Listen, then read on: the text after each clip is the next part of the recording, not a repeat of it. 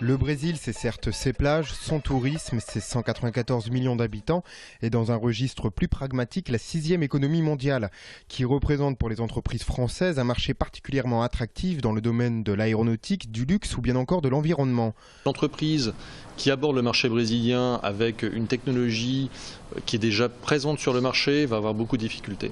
En revanche, l'entreprise qui arrive avec des atouts qui sont clairement demandés par l'industrie brésilienne, cette entreprise-là va effectivement avoir davantage de chances. Il y a de très gros besoins au Brésil, le marché est extrêmement porteur et a deux caractéristiques qui nous intéressent. La première, c'est d'être demandeur de technologie. Il peut leur rendre service aussi bien dans le domaine du traitement d'eau municipal, où il y a des demandes aujourd'hui, la création des infrastructures dont le Brésil a besoin pour accueillir par exemple les Jeux Olympiques ou la Coupe du Monde de football. Le marché brésilien sera certainement beaucoup plus difficile. Le marché américain est très ouvert, le marché brésilien est très fermé.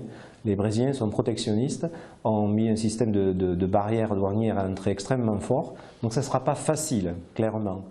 Les échanges commerciaux franco-brésiliens en 2011 représentent 8 milliards d'euros, 4 milliards dans chaque sens.